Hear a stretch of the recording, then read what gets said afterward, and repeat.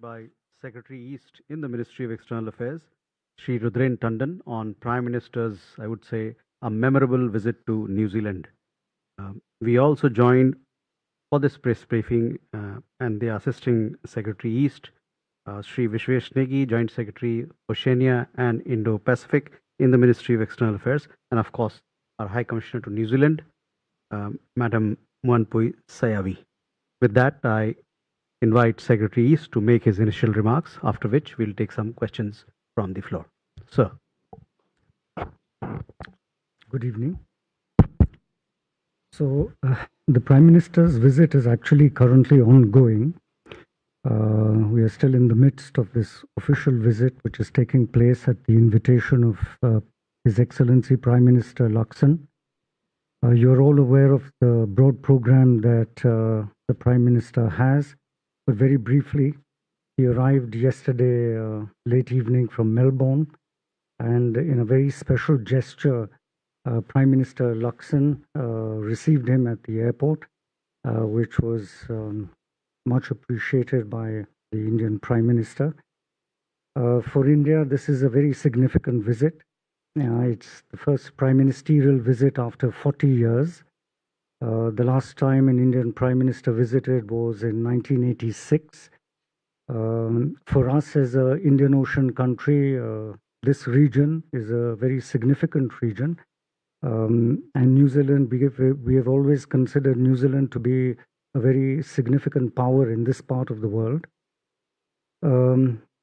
However, the Prime Minister was very acknowledged that the recent dynamics in the relationship that we have observed over the last 2 years, the large part of this credit goes to Prime Minister Lakson, who I think since 2004, when he first met Prime Minister, has been working very hard to impart a new energy to this relationship. Today's morning program was devoted to work and taking the India-New Zealand relationship forward. The day began with a very traditional Maori welcome at the Government House, followed by a formal welcome. And then there were very intensive discussions between the two prime ministers who met, singly as well as with their delegation. Later on, there was a interaction with the Indian and New Zealand business community, followed by a very elaborate and lavish lunch, gala lunch with all sorts of prominent people from Auckland present at the lunch. So it's been a very action-packed program so far, but let me talk to you a little about what was achieved to give you a flavor of it. The discussions between the two prime ministers basically sought to move the relationship forward. One of the most significant decisions that were taken, which you may have heard about already, I've been watching the news so far, is the decision by the two prime ministers to raise the relationship to a strategic partnership. They also decided that this goal of a more strategic relationship would be approached systematically, for which they decided that there would be a roadmap to take us forward for the next couple of years. This roadmap has been summarized, in fact, in a document which is being released along with the joint statement that the two prime ministers are issuing at the conclusion of their talks, which you would have also seen.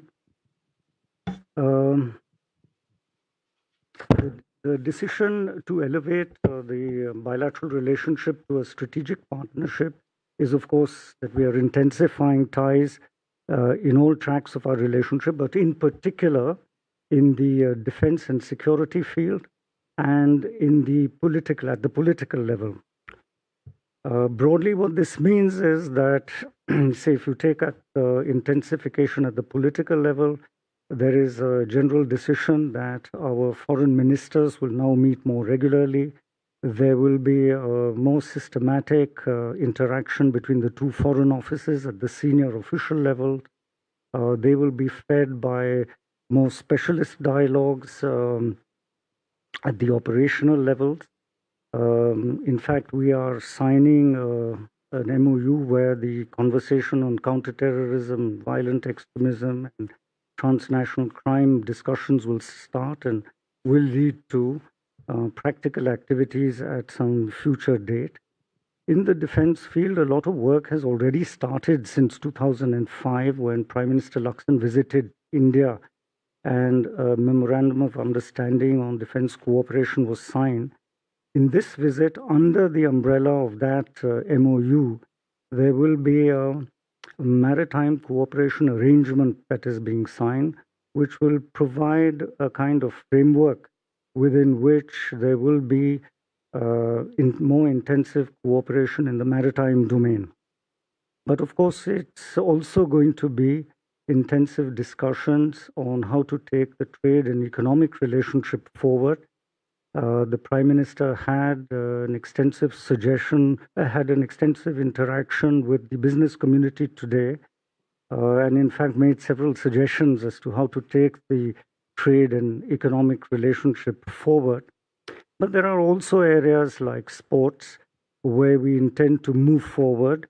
New Zealand is a sporting giant. In fact, one of my colleagues told me that your per capita gold medal is probably the highest given compared to your population.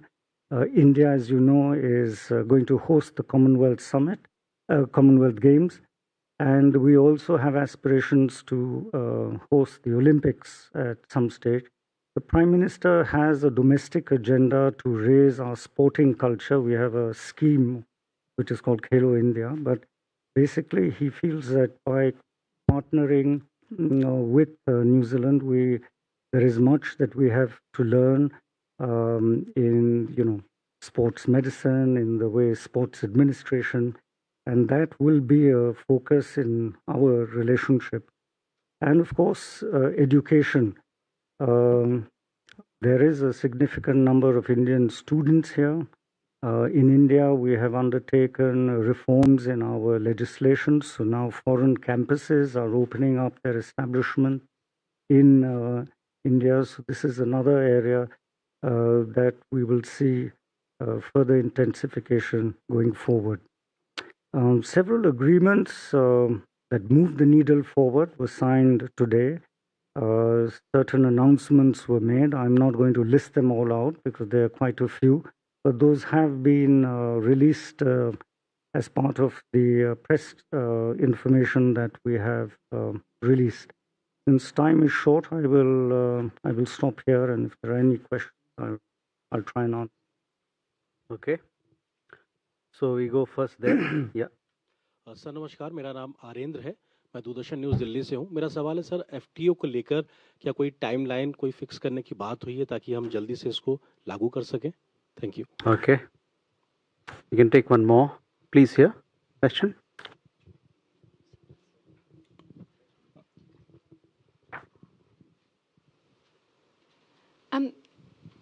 On the commitment for the 20 million US dollars of billion investment, very important. What is India's understanding of that? Is it a commitment to promote or a commitment to deliver that investment? And what penalties are there if New Zealand doesn't deliver on that? So FTA का जहाँ सवाल है, FTA तो इनका ratification process शुरू हो गया है एक्चुअली, फर्स्ट रीडिंग हो चुकी है।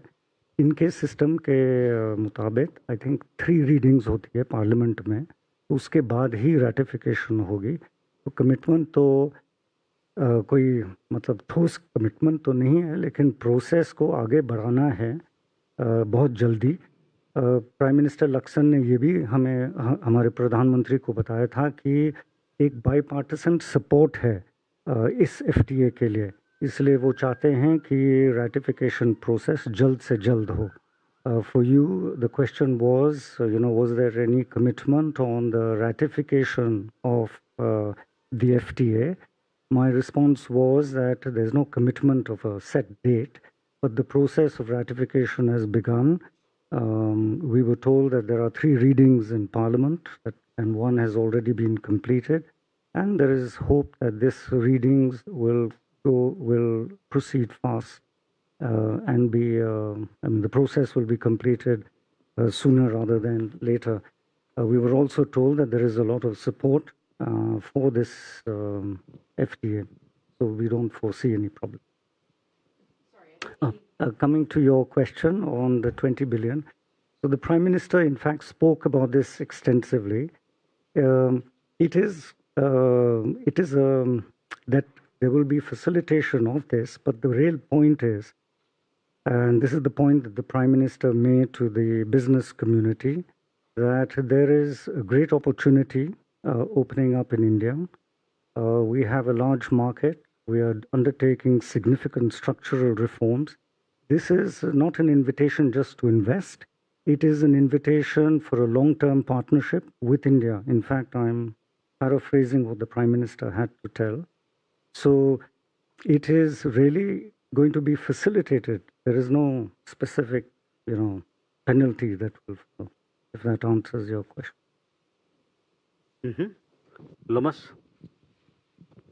So my name is Lomas from INS News Agency. My question is, how significant is formation of joint working group on counter-terrorism between India and New Zealand? Okay, please.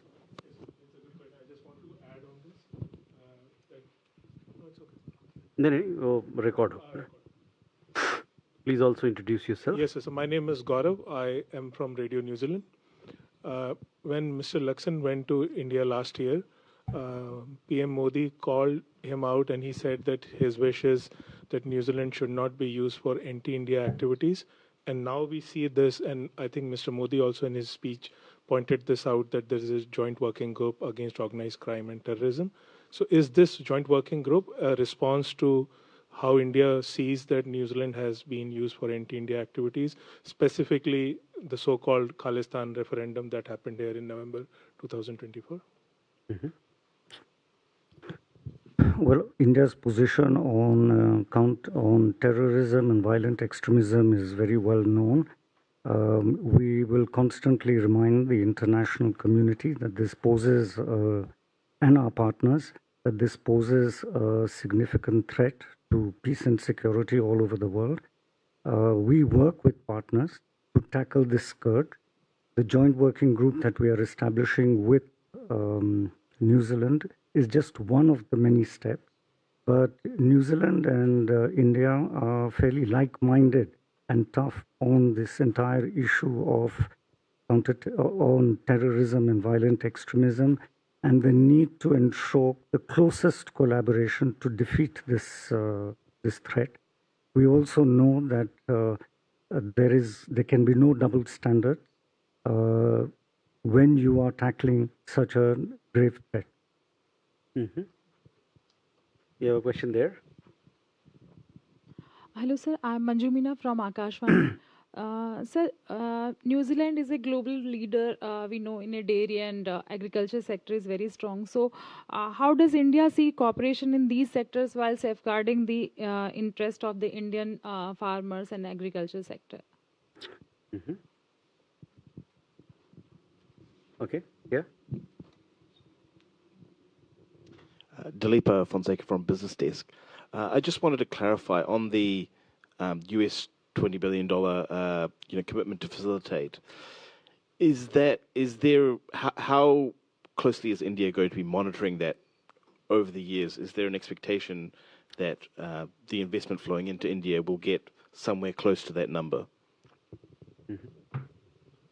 Well, Okay. If I can tackle the dairy question. So dairy, as you know, is a very sensitive sector in India. That's because of the unique structure of our agriculture sector. We don't have large commercial dairies. For us, we are a cooperative-based dairy. And this is a very important source of liquidity for a small and marginal farmer, and sometimes for people who work in the agriculture sector but who don't own land. However, having said that, New Zealand is an agrotech giant. They have a very advanced they've developed some very advanced technologies in the entire range of activities in the agriculture sector. And in fact, we are under the FTA, we are signing, we have this package of, which is the agricultural productivity arrangement, under which we explicitly will be cooperating on these agrotech issues, which will eventually benefit our dairy industry and the development. After all, it is also the government of India's plan to commercialize and to raise farm income. So absorption of new technology is very important part of our agriculture policy. The second question was on the monitoring of 100 billion. So, as I told you, the Prime Minister made it very clear that this is a long-term partnership. My suspicion is that when the India-New Zealand FTA is ratified and starts getting implemented, the opportunities will be so attractive. India is a very attractive investment destination in the emerging market space. So I suspect that monitoring will not really be required. But of course, it is part of the understandings we arrived at while crafting the FTA. I hope that sufficiently answers the question. Okay. Sir दो छोटी सी चीज़ें, एक तो ये Indo Pacific को लेकर कोई specific बातचीत हुई, क्योंकि पीएम का 3 नेशन विजिट में इस पे तीनों में जगह फोकस नजर आया। दूसरा सर एमओयू जो एक्सचेंज हुए हैं उसमें टूरिज्म भी है, तो क्या डायरेक्ट कनेक्टिविटी को लेकर कोई बातचीत आगे बढ़ी है, इस दिशा में कुछ हम काम कर रहे हैं? Thank you. ये पूरी विजिट जो है ये rule based Indo Pacific order को स्ट्रेंथन, ये है सब टेक्स्ट इस पूरे विजिट का। One of the reasons we look at New Zealand as a significant partner in this part of the world is because of our joint quest for strengthening the rule-based order in the Indo-Pacific, which is very important for India as an Indian Ocean nation. The other question. Yeah, tourism के बारे में, so direct flight connectivity, tourism बिल्कुल एक sector है जिसमें हम focus करेंगे as part of the upgradation of general economic relations. लेकिन जहाँ डायरेक्ट फ्लाइट्स की बात है, फ्रेमवर्क एग्रीमेंट तो है, बट अल्टीमेटली ये तो एयरलाइंस पे ही डिपेंड करेगी। अभी के लिए तो कोई ठोस प्लान नहीं है, बट आगे जाके जब बिजनेस और रेवेन्यू मॉडल्स ठीक बन जाएंगे, आशा है कि हाँ डायरेक्ट फ्लाइट होंगे। और इस दौरे के दौरान एक एमओयू भी साइन किया गया है पर्यटन क्षेत्र में दोनों देशों के बीच में साझेदारी बढ़ाने के लिए। तो हम लोग की ये अपेक्षा है कि आने वाले दिनों में पर्यटन के मामले में दोनों देश साथ मिलकर काम करेंगे और इससे दोनों देशों को बढ़ोतरी होगा। Sorry, no, wait, we have a question here. Why did Mr. Modi not give a press conference to New Zealand journalists here? Should I answer? We have a question. You have a question? Please, in the mic. Yeah, sorry. Sir, after the announcement of FTA was made in December, in some political circles in New Zealand, there has been some fear expressed about, immigration increasing from India to New Zealand. And there were apprehensions that Indian government is promoting this FTA back home, like opening doors to New Zealand. What's your stand on this? How does the government of India see, or can you say something about allaying those fears? Okay. So, your question has that quality of déjà vu because it's not appropriate for me as a civil servant to question Mr. Modi's political method. He is a very successful politician. But let me give you some context. So Mr. Prime Minister Modi is a quintessential Indian politician. By and large, Indian politicians favor direct, contact with their electorate. And you must remember that the Indian electorate are predominantly rural folk. they want direct contact. They don't like being spoken down to. They don't like being spoken to through intermediaries. And Mr. Modi has perfected the art of direct contact with his electorate, and he seems to be doing a rather good job of it since, he's been elected now. He's in his third term. He's one of the longest serving prime ministers in our country. Immigration. So in the issue of immigration, there is a lot of misunderstanding. The FTA is not an agreement for immigration. Immigration and mobility of skilled manpower are two different issues altogether. The commitments that were crafted in the FTA pertain to mobility of skilled manpower under the existing laws that New Zealand has. And the reason the idea of mobility was introduced in the FTA is because, as you know, we are an exporter of services. So the fact that that our skilled personnel of companies have visa issues or have problems in mobility sometimes acts as a de facto market barrier. So therefore, this time, it is in fact an innovation in the way we negotiate FTAs. The idea was to ensure that skilled manpower mobility was ensured. It has nothing to do with immigration, which is a completely different phenomenon of people moving and and permanently residing. No. Yes. I would He certainly already say has that. answered your question.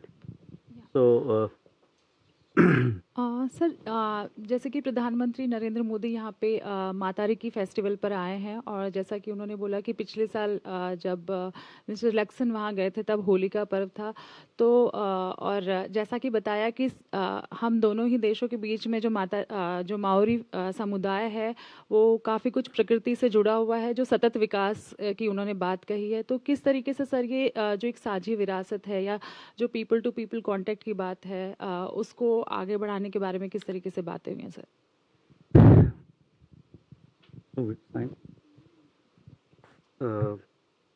Okay. We have two questions here. Okay. The last two questions, please ask all your questions in one go. We have a schedule to keep. Please go ahead. Hi, I'm Hayley from Television New Zealand. You said that moving forward, the foreign ministers of both India and New Zealand will meet more frequently. Were you expecting to meet with New Zealand's foreign minister on this trip? And can you just summarise as well what your overall goal of coming to New Zealand was?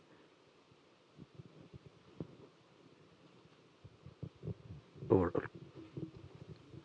Please. My name is Ravi. I work for Awaz. New Zealand has one of the highest rejection rates for visas from India. How does India view this? It's been so for the last 2 to 3 years. Is that a problem?